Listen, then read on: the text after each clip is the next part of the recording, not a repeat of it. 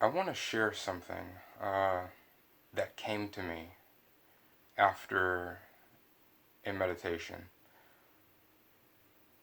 What I'm about to share, uh, I felt that at the time of the meditation, it was especially deep and it really resonated with the core of my being. And the great thing about meditation is that it can clear your mind in such a way that it can give you, or it can allow you to see answers that are always within yourself.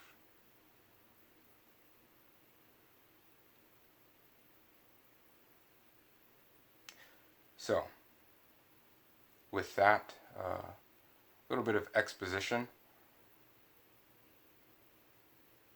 I will share what I wrote down. I have my computer in front of me, and let me get started. So after the meditation, this is what came forth from me. All is one, all is God, all is consciousness, all is light, all is mind, all is love. You are an individuation of the totality of God consciousness. A clear mind reveals all answers. A clouded mind blocks everything. All of reality is a dream within the mind of God. All of reality is illusion. All things which we experience are only given reality so long as we focus our awareness on it. Desires exist so that we may express ourselves to the highest degree in our lives. They help to guide us to the life we wish to experience while here. It is beneficial, however, to be aware, to not be consumed by desire, as that can create suffering. Suffering is fundamentally illusory. It is the result of thoughts run amok in the mind. Suffering is a form of self-harm in the most basic and powerful sense. It can only be created by a mind and by one's self. Suffering is not pain. Pain is a physical sensation of the body, which too can be entirely overcome with sufficient awareness. Very sufficient awareness. Awareness alone is curative. Circumstance alone cannot create suffering. In fact, circumstance cannot influence any emotion so long as you have sufficient awareness. One with a trained mind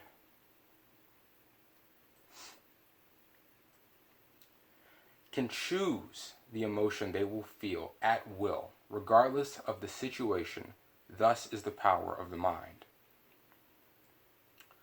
Circumstance is of no effect to one who is in realization of themselves. Regarding circumstance,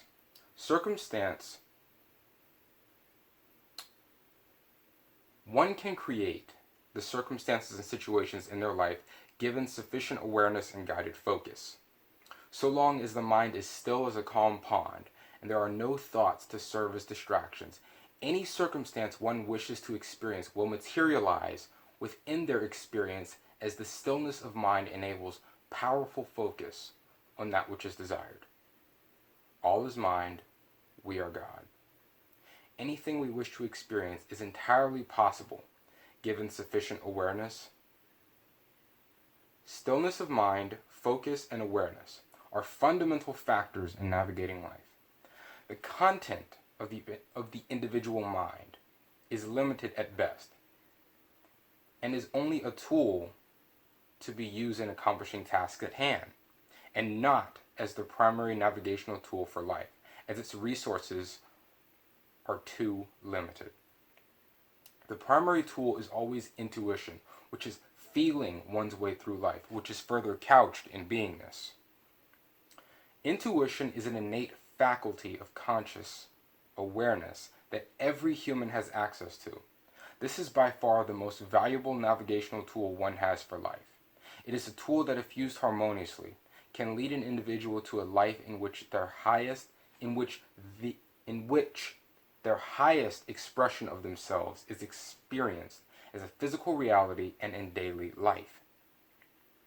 The level of contentment and the impact that their life can have is extremely powerful if one listens to their intuition and thusly comes into alignment with the desires of the soul.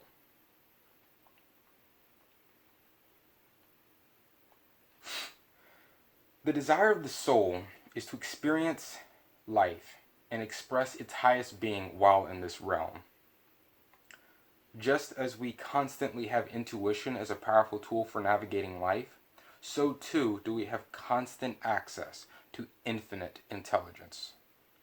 This is direct access to the mind of God, direct access to the mind of the totality, and thus direct access to what you, me, and we truly are. It is with access to infinite intelligence that we can always reference our lives and actions. It is the benchmark for which we can know at all times whether or not we are living from a place of complete love and authenticity, or from a place of fear, which can create derailment and suffering, as many humans, including you watching this, myself, and almost every being on this planet, have experienced. How do we access infinite intelligence? We access it through a quiet mind. For only a mind which is unpolluted by thoughts has any room to allow infinite intelligence to flow through it. A quiet mind is most effectively achieved through consistent meditation. Consistent meditation is another powerful tool which allows one to clear the mind of thoughts and thus create an empty space. In this emptiness, there is calm, stillness, and peace for the person. And in this calm, peaceful emptiness can come in clearer messages of the intuition and the power of infinite intelligence. This clarity can be life-changing, and it can also be life-saving. Speaking of life, the fundamental reason we do anything is to enhance our survival, so long as we have attachment to the ego and subsequently our bodies and survival. Survival and attachment to it is a product of the ego and is confusion of the personal mind. As you are God, you are infinite, and as you are infinite, you cannot die. Survival is a non-issue for those who are in alignment with who they truly are, for those who are tapped into infinite intelligence, for those whom live by intuition. This is because in these places and ways of being, there is a knowing and a trust in God that all will be provided for on their journey in life. It is a way of being which facilitates a knowing that one's well-being will be taken care of always. Through to the end of the physical body's journey, as well as through all incarnations a being may take. As we are all individuations of God, we are always in direct communion with God. All we need to do is quiet the mind and hear the infinite wisdom of the All-Maker. A quiet mind always leads to a happy life. In a state of a noisy mind, when thoughts pollute the awareness, when the mind's eye is shrunken, this is when meditation is most necessary for clarity and salvation from one's own inner hellfires. Life is a dream. When we awaken ourselves, life becomes a lucid dream. You have everything you need. God ensures that. The only way one could ever possibly not have what they need is if they have denied it within themselves. God is always sending you help. God is always helping you. Want is a state of lack which produces suffering.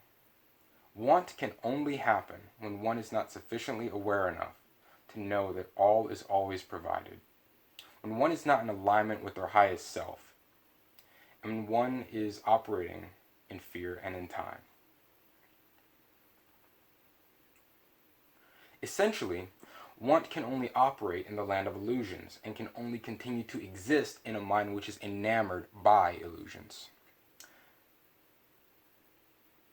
Want is a state of suffering. To truly have something, we must know that it is already done now, that it is already here now, because everything in existence exists now. Everything is one. Time is not a factor in manifestation. Only awareness and focus are factors. We must be aware of our highest selves and live in accordance to our vision of our highest selves, and we must have absolute focus on that which we desire to experience. With a powerful enough focus and sufficient awareness, any situation or circumstance we wish to experience, which is in alignment with the desires of the soul, our true self, our higher self, we will quite quickly and harmoniously find ourselves experiencing in our life. God is all, and all is infinite. Because all is infinite, every possible reality exists. Because there is no time, there is only the present moment. This is why it is done now. All is done now. The infinity of reality is in constant change. It is constant change, and as such, attachment to any particular form, situation, or circumstance will lead to suffering, as it will change. Attachment is fundamentally based on an error in personal mind. The error is a failure to completely and fully accept that change is constant and is the all. As one accepts change, they also accept attachment as a way of being, and thusly become more harmonious with life and its ever-present flow of change. Before we incarnate into this physical realm, we existed as a non-physical oversoul. We chose to come into the physical realm to express our being in physical form, and we chose to do so in many bodies to experience being in many different ways. In each life, our soul has a desire that it would like to express. That desire being to express its being and experience life in the highest expression of its being that it possibly can, through the being which it is incarnating as.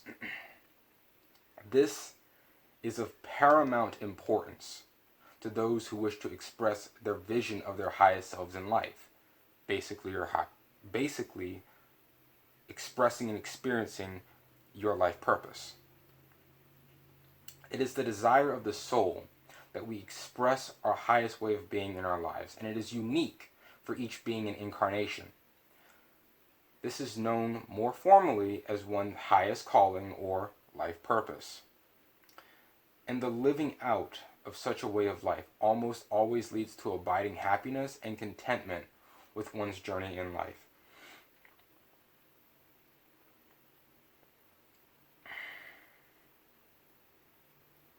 For it is in alignment with the desires of the soul that chose to incarnate for this purpose. Well, there is no overarching purpose to life and existence as a whole in general, other than the infinite experience of God. There is meaning to all of the lives of beings which exist. That meaning is to express one's highest being in life, to live their highest vision of themselves. And that vision is different for all beings.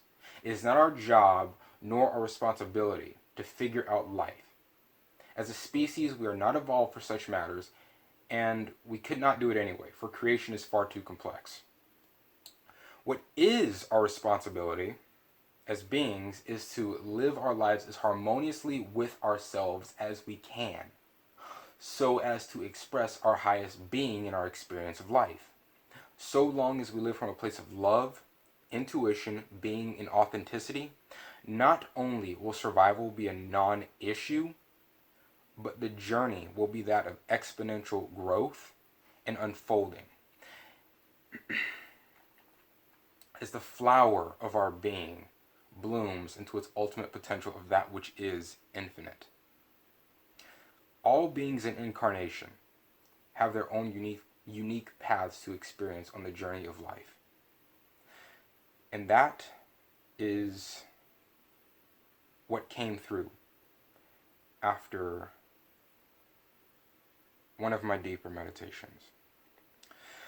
I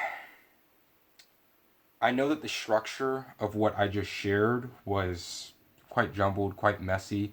There isn't really any organization to it. This simply came to me, and uh, I had to express it.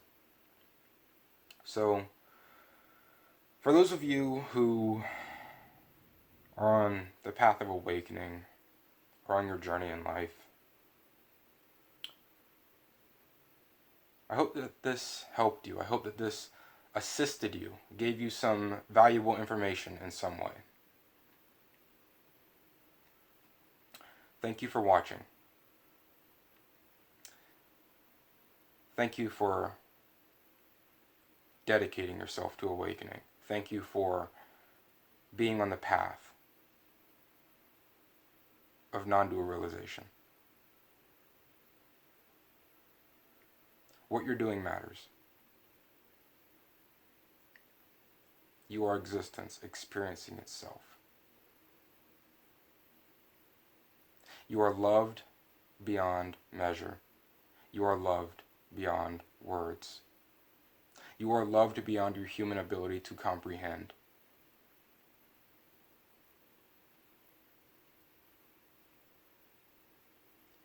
Thank you for watching.